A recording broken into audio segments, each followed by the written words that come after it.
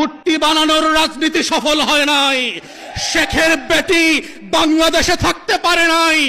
স্কুলের নাম বদলাতে পারেন, কলেজের নাম বদলাতে পারেন, গ্রামের নাম বদলাতে পারেন, ইউনিয়নের নাম বদলাতে পারেন, ওসমান হাদির নাম বদলাতে পারবেন না। লাখো শহীদের রক্তে কেনা দেশটা কারো বাপের না, প্রধানমন্ত্রীরও না, শাহ আলমের কাছেও বাংলাদেশ বিক্রি করে দেওয়া হয় নাই। অতএব আজকে যারা বিচার নিয়ে ছিনিমিনি খেলছেন, বাংলাদেশের ইতিহাসের অন্যতম যোগ্য ব্যক্তিকে আইসিটির প্রসিকিউশন থেকে সরিয়ে দিয়ে একটা অযোগ্য দালাল দলীয় লোককে দিয়েছেন। তিনি আজকে বলছেন তিনি নাকি বিচার করতে ভয় পাচ্ছেন। আপনার যদি এত ভয় লাগে আপনি এই খাতায় নাম লেখাইলেন কেন? যারা ভীত তারা তো ওই পারে পালিয়ে গেছে। নতুন বাংলাদেশ সাহসী শহীদদের জন্য, আবু সাইদ মুগ্ধের জন্য, যারা বিচারকে নিজের শাহাদাতের সম্মাননা আকারে নিয়ে এই ফয়সালা করবে, যেটা আপনারা করতে পারছেন না, দালালি করছেন। তাই আজকে এই জায়গা থেকে মাননীয় বিরোধী দলের নেতা এবং সংসদ সদস্যদেরকে আমরা আহ্বান করছি, আপনারা সংসদে 4টা গণহত্যার জন্য স্বাধীন কমিশন করে আবার দাবি করবেন গুম খুনের বিচারের ওপেন পাবলিক হিয়ারিং হতে হবে।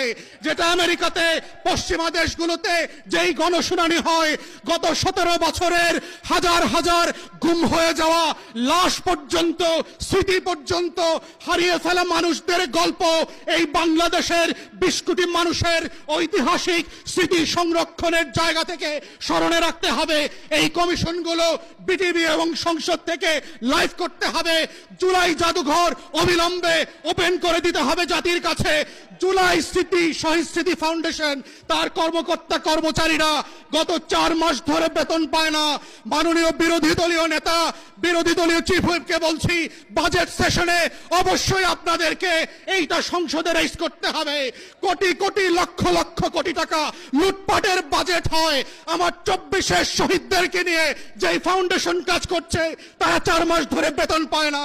এটা লজ্জার বিষয়। লজ্জা হওয়া দরকার সরকারি দলের, যাদের রক্ত দিয়ে আপনারা ক্ষমতা এসছেন। আমরা সেই দিন বদলের রাজনীতি করতে চাই। মাথায় রাখবেন, বিমান কিন্তু সকল প্যাসেঞ্জারের জন্যই টিকিট কেটে দেয়। মনে রাখবেন, শুধু একটা ফ্লাইট চলে গেছে বলে নতুন কোনো ফ্লাইট হবে না, সেই দিন কিন্তু হবে না। আপনারা ভুল করবেন, আপনাদের জন্যও আবার বিমান রেডি করা হবে জনগণের টাকা এবং রক্তে। যদি সেই দিনটা না চান, বাংলাদেশে রক্তের শাহাদাতের উপরে দাঁড়িয়ে গণ অভ্যুত্থানের আমলনামার উপরে